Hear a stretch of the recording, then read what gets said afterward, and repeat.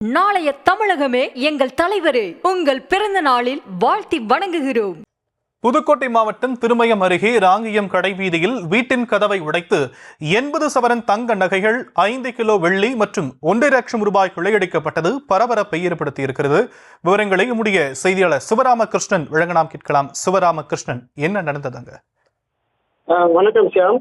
புதுக்கோட்டை மாவட்டம் திருமயம் அருகே ராங்கியத்தில் கடை வீதியில் பூட்டியிருந்த வீட்டின் கதவை உடைத்து 80 சவரன் நகை கொள்ளை போன சம்பவம் அப்பகுதியில் பெரும் பரபரப்பை ஏற்படுத்தியுள்ளது.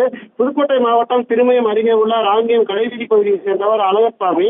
இவர் LIC ஏஜென்டாக இருந்து வருகிறார். இவரது மனைவி வசந்தி, இவர்களுக்கு சின்ன என்ற மகனும் ஜெயா என்ற மகளும் உள்ளனர். இவர்களுக்கு திருமணமாகி சின்னையர் சென்னையில் இருந்து வருகிறார்.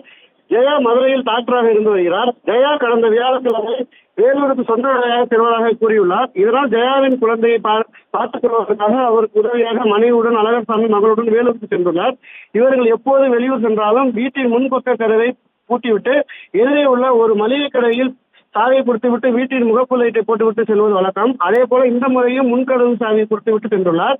மளிகை கடையாக எப்பொழுதும் போல் நேற்று மாலை விளக்கு போட கதவை திறந்து உள்ளே சென்றுள்ளார். அப்பொழுது வீட்டின் ஜன்னல் பகுதியில் லைட் எறிவது போல் தெரிந்துள்ளது. உடனே அருகே சென்று பார்த்த பொழுது ஜன்னல் கடை உடைக்கப்பட்டு இருந்து பின் கதவு திறந்து கிடந்துள்ளது.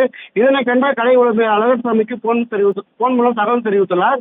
இதனையடுத்து அழகர்சாமி பனையப்பட்டி போலீசாருக்கு தகவல் தெரிவித்துவிட்டு ஊரில் இருந்து திரும்பியுள்ளார். பின்னர் போலீசார் வீட்டின் உரிமையாளர் வந்தவுடன் வீட்டின் முன்கதவை திறந்து உள்ளே சென்று பார்த்துள்ளனர். அங்கு 2 ரூம்கள் உள்ள 5 பீரோக்களை உடைத்து அதில் உள்ள 80 சவரன் நகை, 5 கிலோ 300 கிராம் வெள்ளி பொருட்கள், LIC அலுவலகத்தில் கட்ட வேண்டிய 1,50,000 ரூபாய் பணம் திருடு போயிருந்தது தெரிய வந்தது. அதனைத் தொடர்ந்து புதுக்கோட்டையிலிருந்து தடயவியல் நிபுணர்களுக்கு தகவல் கொடுக்கப்பட்டு சம்பவ இடத்திற்கு வந்து கைரேகை போன்ற ரேகையை கைப்பற்றினர். மேலும் இது குறித்து பனையப்பட்டி போலீசார் வழக்கு பதிவு செய்து விசாரணை செய்து வருகின்றனர். பூட்டிய வீட்டில் 80 பவுன் நகை கொள்ளை போன சம்பவம் ராங்கியம் பகுதியில் பெரும் பரபரப்பை ஏற்படுத்தியுள்ளது. விவரங்களுக்கு நன்றி சிவராமகிருஷ்ணன். நாளைய தமிழகமே எங்கள் தலைவரே, உங்கள் பிறந்த நாளில் வாழ்த்தி வணங்குகிறோம்.